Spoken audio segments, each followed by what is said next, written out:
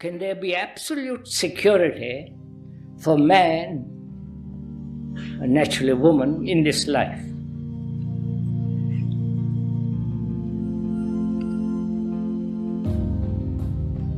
This is a very serious question, because we all want security, both physical and principally psychological. If you are psychologically secure, certain, then we might not be so concerned with physical security.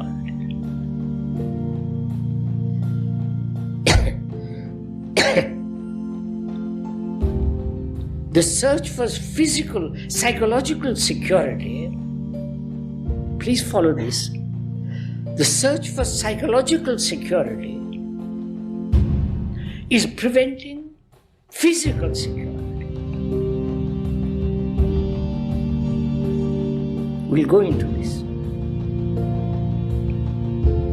The questioner says, is there absolute security for us, for human beings? We'll answer that, the answer at the end, but so follow it step by step.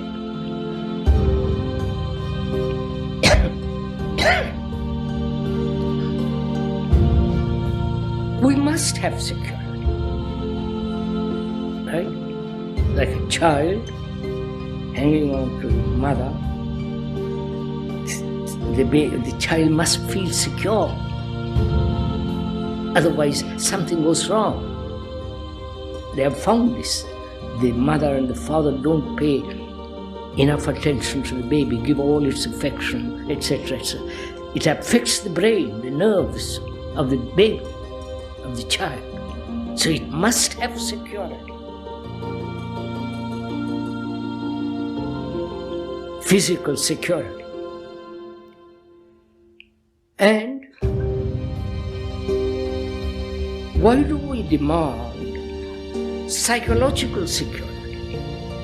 Do you understand the difference between the two? There's the psyche demanding security and the physical demanding security. Right? This is obvious. Now, is there psychological security at all? We want it. We want security in our relationship. Right? My wife, my children, a sense of family unit. That unit is now breaking up. In that, there's a certain security, psychological, right? So one is attached to the wife or to the girl, right? So in that attachment, there is security. At least we think there is security. And when there is no security in that person, we soon break away from it and find in another. Right? This is happening. And we try to find security in a group, in the tribe. The glorified tribe is a nation. Right? No? I'm glad. And the nation against another nation, you follow? So, seeking security psychologically in a person, in a country, in a belief, in your own experience, all these are forms of wanting, demanding security. As one demands physical security. Right? Please We are sharing this together. You are not just listening to me. We are together examining if there is security for us human beings. And demanding the psychological security, we have divided ourselves. Right? The Hindu, the Muslim, the Jew, the Arab, the Christian, non-Christian, believer in Jesus, the believer in something else.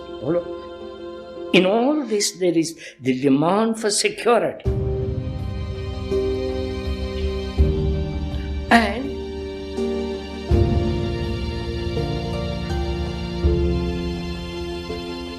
this security has been found in illusions.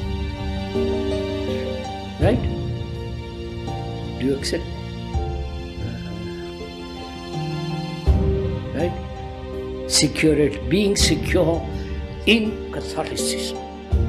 Hold yourself tight. In Buddhism, in Hinduism, in Judaism, Islam, and so on. You follow? That has created an illusory security. Because they're fighting each other.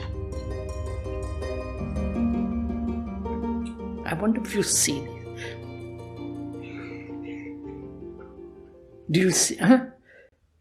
Moment you see it, you don't belong to anything.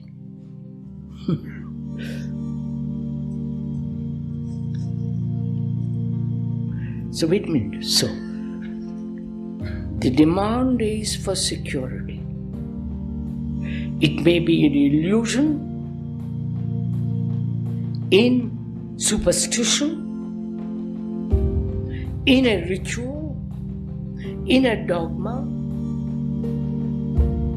in a nation, in an economic system, in totalitarianism, in what's the word? In being safe, secure, economically, like in America, completely safe. At least they think they are. So, the desire for security not only creates illusion, because it is an illusion, isn't it, to belong to a tribe or belonging to some church. So, one finds security in illusions, in actualities, in a furniture, in a house, in a person. None of these, as you observe, give man security. Because you have had two terrible wars. You haven't had, you follow? You want security, but you create wars which destroy your own security. So, when you see the truth that mind has, or thought has sought out security in illusions, right? The very perception that you are seeking security in illusion, that very perception of that brings you intelligence. Right? Are you following this? Are you following this? Maybe, please don't, unless I make it perfectly clear, don't agree with me. I sought security in my belief as being a Hindu with all the nonsensical superstitions and gods and rituals and all the nonsense that goes on. I sought security in that. I haven't, but suppose one does. That opposes another group of people who have different ideas, different gods, different rituals, Catholic, all the rest of it. So these are the two opposing elements, tolerated, but they are antagonistic essentially. So there is conflict between the two, in which I have sought security in one or the other, right? And I realize, by Jove, they're both illusions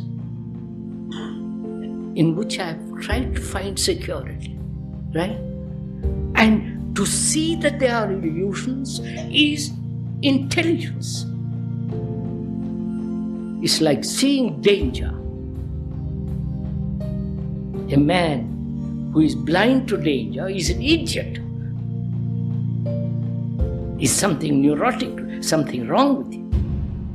But we don't see the danger of this, right? And the man who sees the danger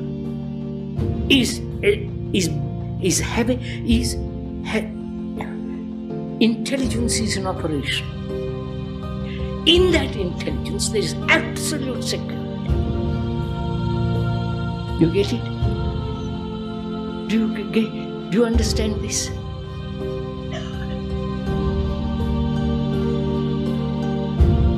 That is, the mind, thought has created various forms of illusions, nationality, class, me and you, different gods, different beliefs, different dogmas, different rituals, the extraordinary religious superstitions that pervade the world. In all that, one has sought security. And one doesn't see the danger of this security, of this illusion. When one sees the danger, not as an idea, but actual fact, that intelligence is the supreme form of absolute security.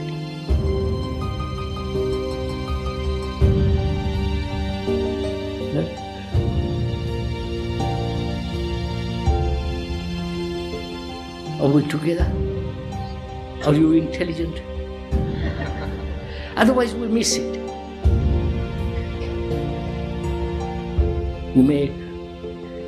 You may say, I don't believe any religions, I have no beliefs, I have no this, I have no that.